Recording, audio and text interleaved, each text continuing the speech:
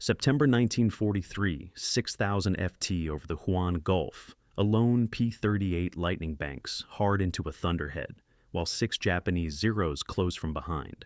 The pilot is 22 years old. His squadron mates called him naive. His commanding officer wrote him up twice for ignoring doctrine. Now he's attempting a maneuver that shouldn't exist. A turn so tight, so impossible for a twin-engine fighter that enemy pilots will mistake it for mechanical failure. They won't realize their mistake until it's too late.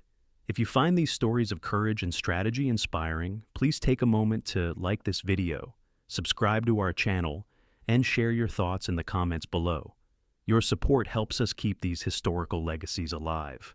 New Guinea in 1943 is not a front line. It's a fever dream wrapped in jungle and rain. The smell of aviation fuel mixes with rotting vegetation. Mosquitoes swarm thick enough to obscure instrument panels. Pilots sleep in tents that flood during monsoons, wake to briefings held under tarps, and fly missions over an island that has already killed more men from disease than combat. The 5th Air Force operates from crude airstrips hacked out of kunai grass. Marston matting laid over mud. Ground crews work barefoot because boots rot through in days. Mechanics strip parts from wrecked aircraft because supply chains move slower than the war. Every mission is a gamble against weather, distance, and an enemy who knows the terrain better than any map. Japanese fighters rule the northern approaches, Zeros and Oscars flown by veterans of China and the Philippines. Men who learned combat when most American pilots were still in high school. They're lighter, more agile, capable of turning inside anything the Allies can field.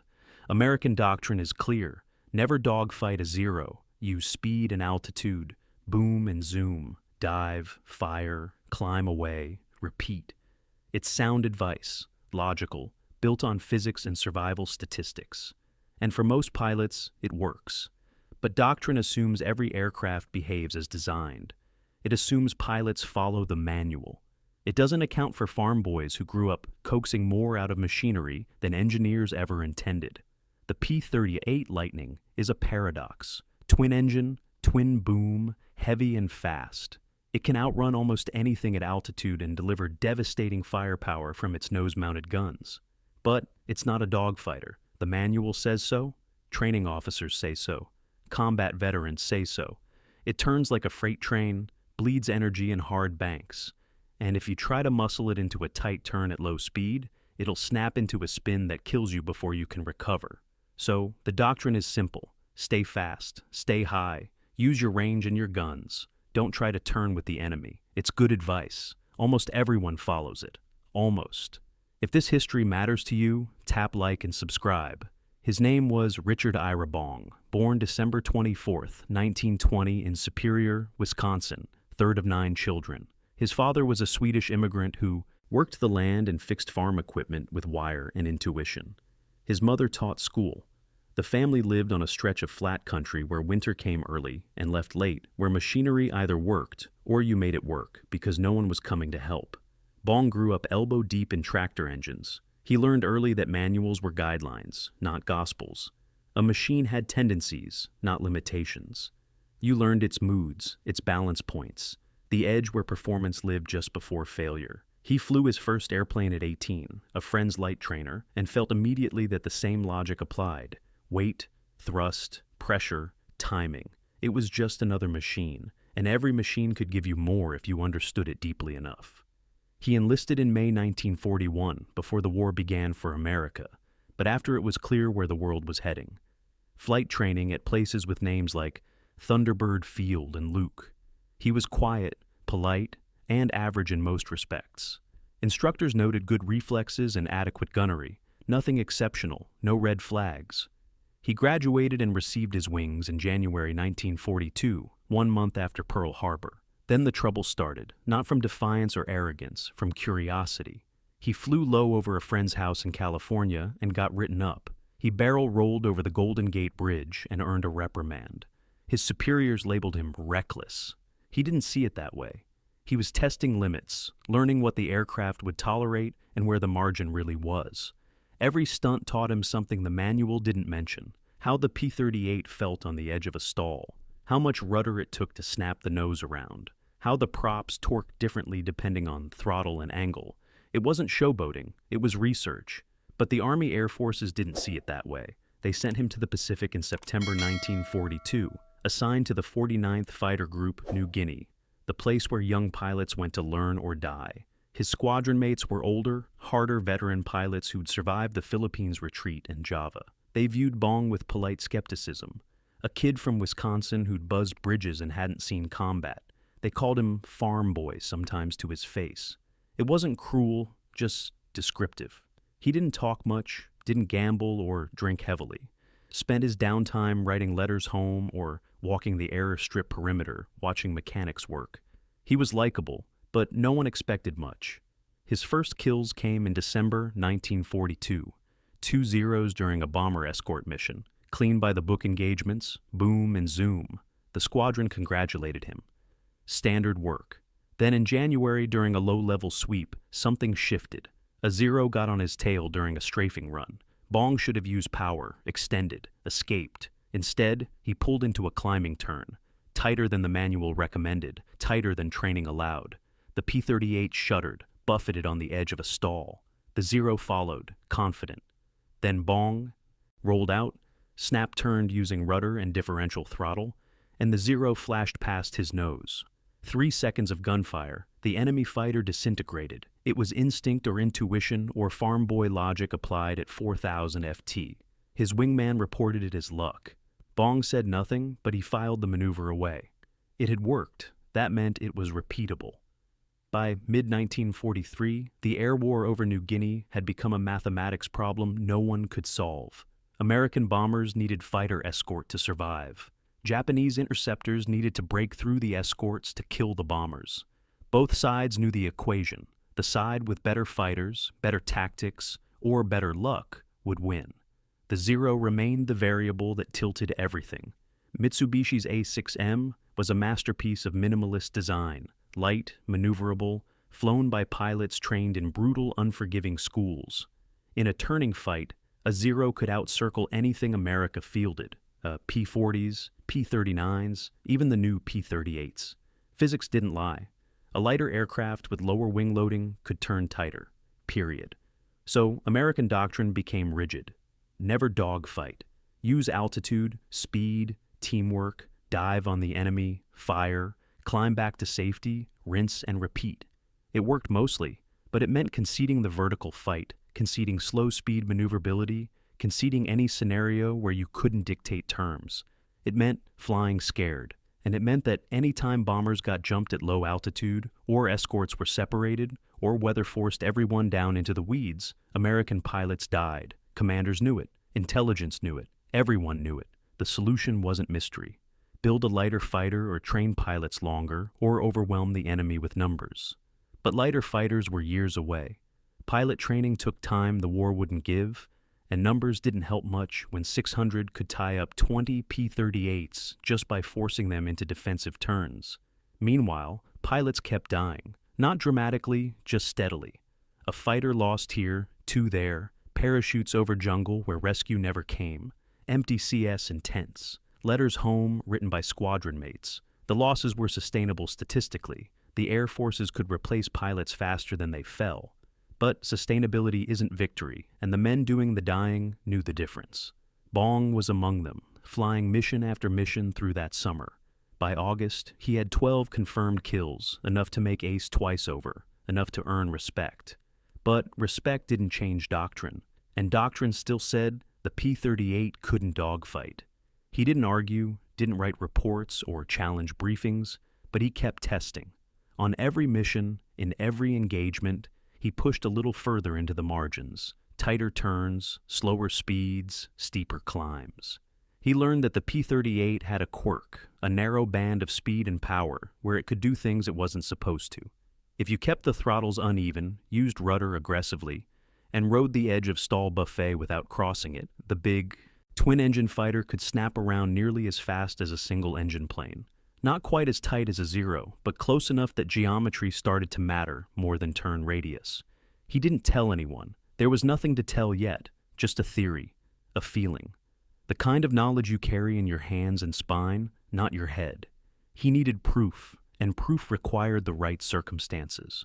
The The kind of circumstances that doctrine said you should avoid at all costs. September 12th, 1943. Morning mission briefing in a tent that smelled like mildew and cigarette smoke. The target was a Japanese airfield near Wak. Bombers would hit the runway and revetments. Fighters would escort and sweep. Standard operation. Expect heavy resistance.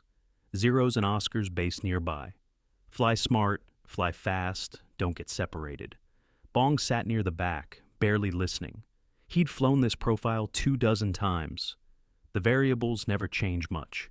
Altitude, heading, fuel load, radio frequencies. The rest you figured out when it happened. Takeoff at 0800. 16 P-38s forming up over the coast, climbing through haze toward the bombers. The weather was typical. Broken clouds, scattered rain, visibility shifting minute to minute, the kind of sky where you could lose a wingman just by glancing away. They made contact with the bombers over the Gulf. B-25s low and heavy, their formations tight. The fighters spread into escort positions, high cover, low cover, flankers. Bong flew mid-level, scanning the horizon. The coastline approached, green jungle, white beaches, the glint of rivers winding inland, beautiful and deadly. Somewhere below, spotters were already radioing ahead. The Zeros came up fast, climbing out of low clouds like sharks rising from depth. 15, maybe 20. They ignored the bombers initially and went straight for the fighters. Classic tactics. Break the escort, then feast on the bombers. The radio erupted, calls of contacts, headings, altitudes. The neat formations dissolved into chaos. Bong rolled toward the nearest fight. 2 Zeros chasing a P-38 in a shallow dive. He dropped in behind, lined up the trailing Zero fired. Pieces flew off the wing root. The Zero snap rolled and dove away trailing smoke. Bong didn't follow, already scanning for the next threat. That's when he saw them. 6 Zeros slightly below, turning toward a pair of P-38s that had drifted south. The Americans hadn't seen them yet. Bong pushed the throttles forward and dove. His wingman called something over the radio. Bong didn't respond. No time. He closed to 1,000 yards. The Zero spotted him and broke. 4 went defensive, turning hard to meet him head-on. 2 continued after the P-38s. Bong fired at the nearest Zero, but missed. The Japanese pilots were good. They split vertically. 2 climbing, 2 diving, forcing Bong to choose. He pulled up after the climbers. His airspeed dropped. The P-38 felt heavy, mushy. He fired again. No hits. The Zeros rolled over the top and came back down at him from opposite sides. This was where doctrine said to dive away. Use speed, reset. But the 2 P-38s were still in danger below, and the 4 Zeros were already repositioning. If Bong ran, 6 enemy fighters would regroup and someone would die. So he did the thing the manual forbade. He pulled into a max performance turn, not a gentle bank. A hard-wrenching haul on the yoke, full rudder, throttles staggered, nose high. The airframe groaned. The stall warning buffeted the controls. The P-38 seemed to pivot on its center of gravity, swapping energy for angle, bleeding speed for geometry. The first Zero shot passed, too committed to adjust. The second tried to tighten his turn. Bong snap rolled, reversed, and pulled again. The world spun. Sky, clouds, jungle, sea. His vision tunneled. The G-force pressed him into the seat. He eased off just enough to stay conscious, then pulled again. And suddenly, he was inside their turn. Not behind, but inside. The Zeros had followed him into the spiral, confident in their advantage. But Bong had turned tighter than physics said a P-38 could turn. He'd sacrificed speed, altitude, safety margin. He'd flown right to the edge of a stall and held it there. And now 6 Japanese fighters were locked in a rotating fight with nowhere to go but through his guns. The first Zero never saw it coming. Bong rolled level just long enough to put the gun sight on target. The P-38's nose-mounted weapons, 4 .50 caliber machine guns, and a 120mm cannon fired as a single mass volley. No convergence issues, no wing-mounted spread, just a concentrated stream of destruction. The Zero's canopy shattered. Fire bloomed from the engine. The fighter rolled inverted and fell away. The other 5 tried to scatter, but they were too slow, too close, trapped by their own commitment to the turn. Bong adjusted rudder, pushed throttle, pulled again. The P-38 responded like a machine possessed, shuddering, groaning, but turning, staying inside the radius, denying geometry. The second Zero climbed, trying to gain separation. Bong pulled lead, fired, walked the tracers into the fuselage. The tail section came apart. The Zero spun into clouds. Now the remaining 4 understood. They broke in different directions. 2 rolled out and dove for speed.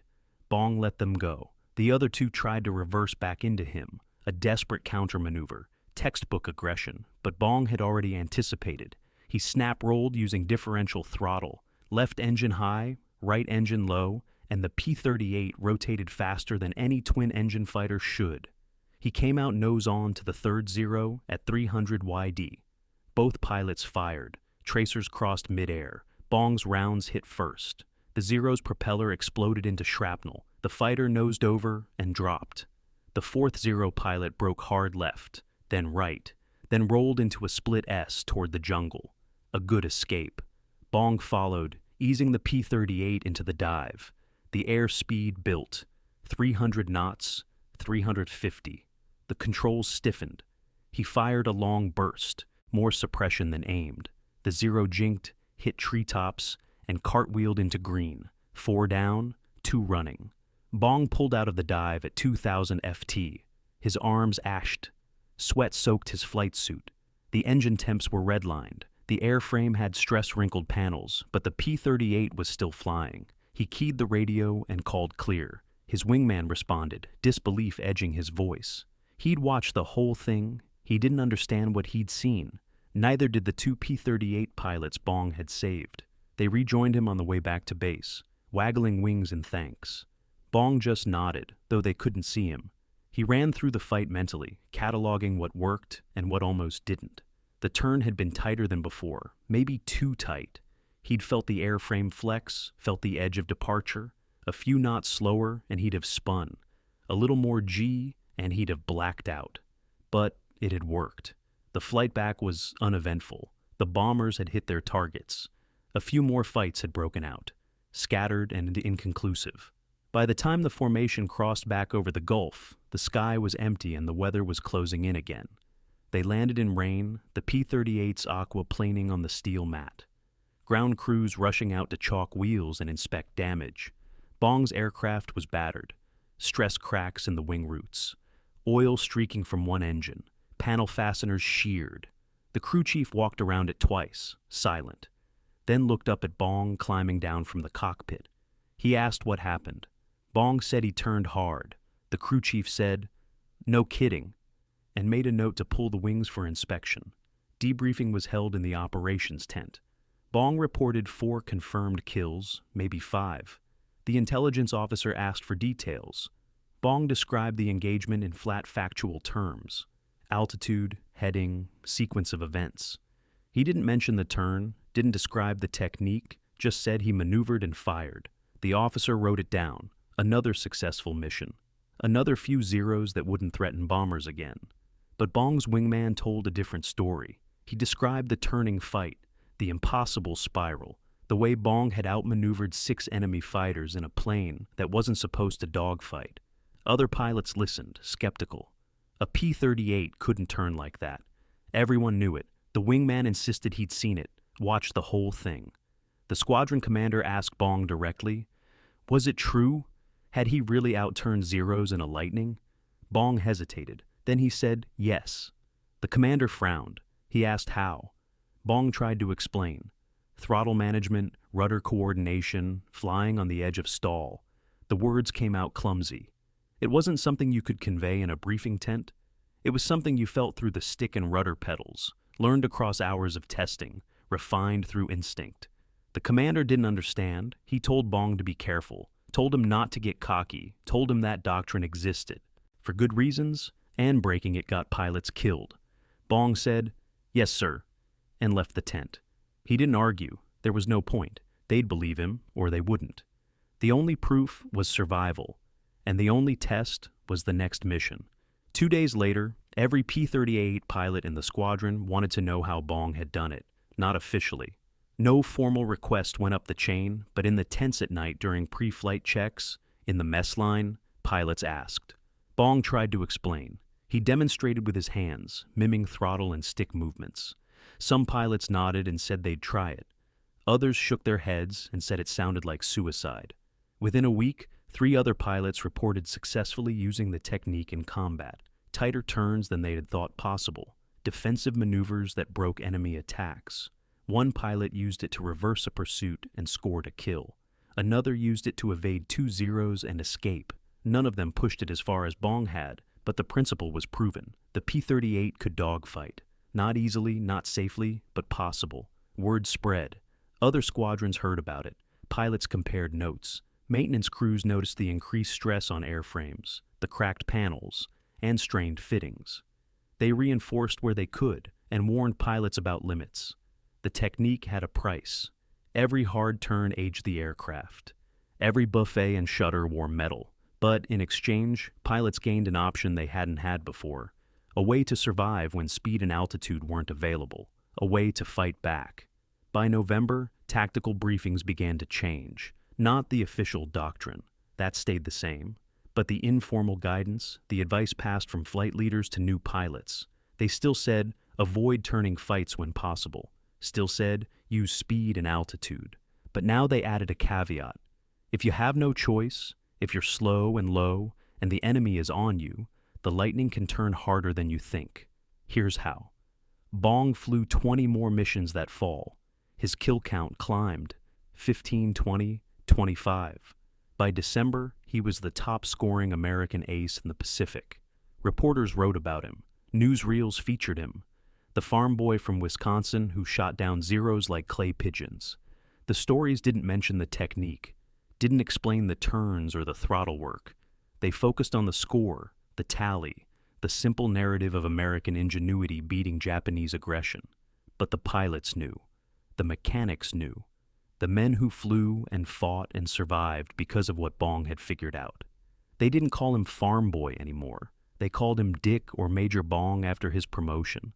Some just called him the best. He stayed humble, wrote letters home to his parents and his girlfriend Marge, talked about the weather and the food and how much he missed Wisconsin, didn't talk much about combat. In photos from that time, he looks young and tired, thin face, dark eyes, a half smile that doesn't quite reach all the way. The look of someone who's seen too much but hasn't figured out how to carry it yet. The ripple didn't stop at New Guinea. Pilots rotated back to the States for leave or training assignments. They brought the technique with them, told other pilots, demonstrated in practice flights. Flight instructors tested it and added it to advanced training curricula, not as official doctrine, but as field-tested reality.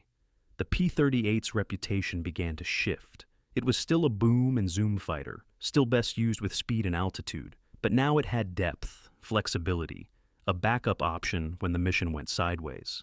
Combat loss rates for P-38 squadrons dropped measurably in early 1944. Not dramatically. The air war was still brutal and unforgiving, but the margins shifted. Pilots survived encounters they wouldn't have before, came home when they should have died. The statistics were bloodless, a few percentage points. But behind every percentage point was a man who walked away. A letter that didn't have to be written. A family that stayed whole. No one attributed it directly to Bong's technique. War is too chaotic for clean causality. A dozen factors influence survival: training, experience, teamwork, luck. But the technique was part of the mix. One more tool in the kit. One more reason to believe the Lightning could hold its own. The war ended and Bong came home. 40 kills. The highest scoring American ace of World War II. Medals, parades, headlines. He married Marge in February 1945. They moved to California, where he took a job as a test pilot for Lockheed. He flew the new jets, the P-80 Shooting Stars. Sleek and fast and temperamental, the future of aviation. On August 6, 1945, the same day the Enola Gay dropped the atomic bomb on Hiroshima, Bong took off on a routine test flight. The P-80's engine failed on takeoff. He tried to recover, couldn't, ejected too late. The parachute didn't deploy. He died on impact. He was 24 years old. The nation mourned. President Truman sent condolences. Newspapers ran obituaries. The Air Force named a base after him in Wisconsin. But among the pilots who'd flown with him, who learned from him, who'd survived because of what he'd figured out, the grief was personal and quiet. They'd lost the man who showed them that limits were negotiable. Decades later, aviation historians studied his combat reports. They analyzed his kills, his tactics, the way he'd bent a heavy fighter into geometries it wasn't designed for. Some called it genius, others called it instinct. A few called it luck. They were all right and all wrong. What Bong did wasn't one thing. It was the accumulation of 1,000 small observations. A farm boy's intuition about machines and the courage to test theory against reality when reality could kill you. The P-38 remained in service through the end of the war. It flew reconnaissance missions over Europe, ground attack runs in the Pacific, and long-range escorts that no other fighter could match. Pilots continued to use the technique Bong pioneered, refining it, teaching it, passing it down. The Lightning's reputation solidified, not the best dogfighter, not the fastest or most agile, but versatile, survivable, capable of more than the manual promised. When the war ended, most P-38s were scrapped or sold. A few ended up in museums. Visitors walk past them now, read the placards, admire the twin booms and the nose-mounted guns. The placards mention speed and range and firepower. They mention Bong's 40 kills. They don't mention the turn. Don't explain the throttle work or the rudder coordination. Don't describe the moment when a farm boy from Wisconsin looked at a problem everyone else accepted and decided to solve it anyway. But the lesson remains, embedded in the airframe, in the combat reports, in the survival statistics that shifted just enough to matter. The lesson that expertise isn't always found in manuals, that courage sometimes looks like curiosity, that the space between what a machine is designed to do and what it can actually do is where survival lives. Bong never wrote a memoir, never gave interviews explaining his technique in detail. He didn't think of himself as an innovator, just a pilot doing his job, trying to come home, helping others do the same. The farm boy logic that made him extraordinary was the same logic that made him humble.